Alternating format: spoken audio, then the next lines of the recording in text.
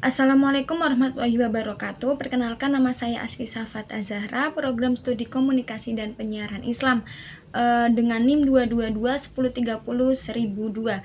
Di sini saya akan menjawab pertanyaan dan soal ujian komprehensif. Yang pertama, pilihlah salah satu ayat tentang dakwah, baca ayat tersebut dan jelaskan asbabun nuzulnya. Jelaskan pula pendapat Anda terkait ayat tersebut dalam konteks dakwah di era sekarang.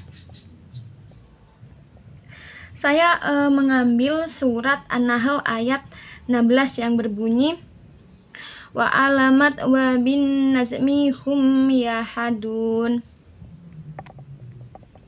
Dengan asbabun nuzulnya, yaitu ayat ini diturunkan di Madinah ketika umat Islam mulai berinteraksi dengan berbagai kelompok, termasuk orang Yahudi, Nasrani, dan ahli kitab lainnya.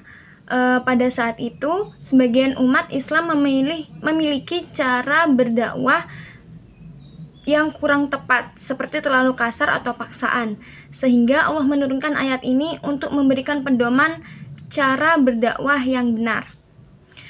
Dalam konteks ini, di era yang sekarang, ayat ini menjadi landasan yang penting dalam berdakwah, tidak hanya melalui ceramah formal, tetapi juga media sosial formal dan juga konten kreatif.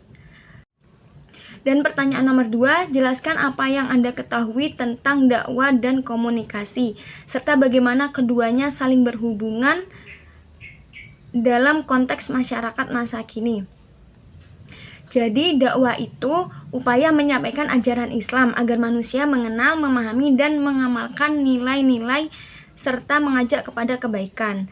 Sedangkan komunikasi adalah proses menyampaikan dan penerimaan pesan antara pihak satu dan pihak yang lainnya. Nah, hubungan antara komunikasi dan dakwah adalah bentuk yang memiliki tujuan khusus, yaitu mengubah pola pikir dan perilaku sesuai ajaran Islam. Di masa kini, kemajuan teknologi komunikasi seperti memperluas jangkauan dakwah, namun juga mengharuskan pendakwah mampu memilih saluran seperti bahasa, gaya penyampaian, dan audien agar pesan yang disampaikan dengan jelas dan efektif. Yang ketiga, saya akan menjawab tentang hakikat komunikasi dakwah yang dalam perspektif Al-Quran dan hadis. Kemudian, saya akan menganalisis bagaimana prinsip tersebut dapat diterapkan dalam praktik komunikasi dakwah di masyarakat yang plural dan multikultural ini.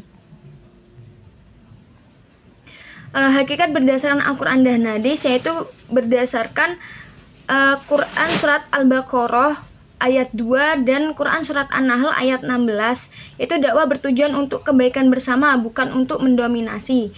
Berdasarkan hadis, Rasulullah SAW bersabda, sesungguhnya Allah menyukai ketika seseorang melakukan sesuatu, maka ia melakukan dengan baik dan sempurna. Hadis riwayat Muslim. Pendekatan dakwah ini harus ramah, empati, dan sesuai dengan kondisi audien, seperti ketika Nabi berinteraksi dengan berbagai suku di Arab. Nah, penerapan di masyarakat masa kini ataupun di masyarakat plural, yaitu hormati perbedaan budaya dan agama, hindari penilaian yang sepihak. Kedua, sesuaikan bahasa dan metode penyampaian dengan latar belakang budaya audiens, misalnya menggunakan simbol atau cerita lokal yang relevan. Dan ketiga, fokus pada nilai-nilai universal seperti kasih sayang, keadilan, dan perdamaian yang dapat diterima oleh berbagai kelompok. Selanjutnya, soal nomor 4, saya akan menjelaskan konsep perspektif ilmu komunikasi, keberhasilan penyampaian pesan yang dipengaruhi oleh proses encoding, decoding, dan feedback. Saya akan menjelaskan konsep tersebut berdasarkan model komunikasi Strudel. Kemudian saya akan menganalisis bagaimana model ini dapat menjelaskan perbedaan pemahaman masyarakat terhadap pesan dakwah di media digital.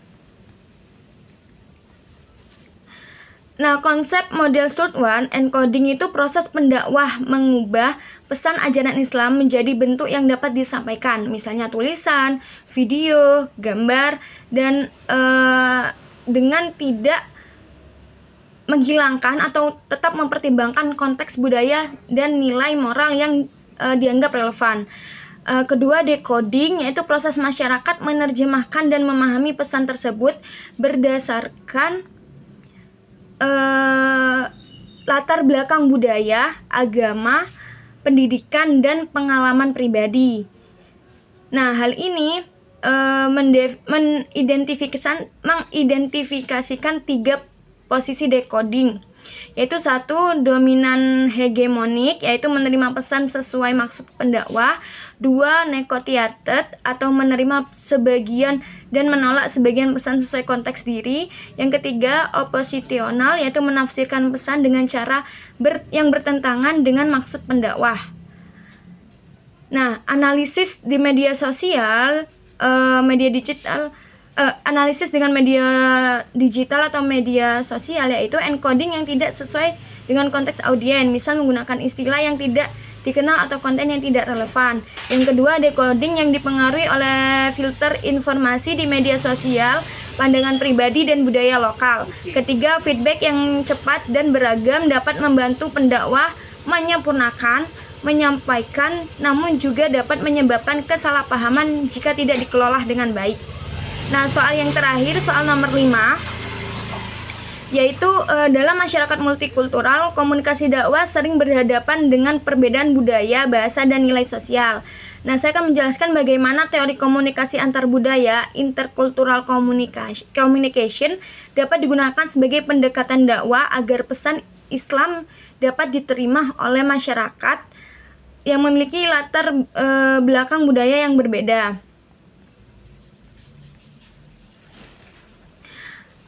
Teori komunikasi antar budaya fokus pada bagaimana berkomunikasi secara efektif dengan orang yang memiliki latar budaya yang berbeda, dengan prinsip utama seperti kesadaran budaya, empati, dan adaptasi. Penggunaan dakwah meliputi yang 1, kesadaran budaya, yaitu pendakwah harus mempelajari nilai, norma, dan cara berpikir masyarakat. Tujuannya agar tidak membuat kesalahan yang dapat menolak pesan, misalnya menghindari simbol atau ucapan yang dianggap tidak sopan di budaya tertentu. Adaptasi penyampaian. Yang kedua, adaptasi penyampaian, yaitu menyesuaikan bahasa, metode, dan konten dengan budaya lokal. Misalnya menggunakan musik tradisional, dan cerita rakyat yang mengandung nilai Islam. Yang ketiga, empati dan penghormatan, yaitu mendengarkan pandangan masyarakat.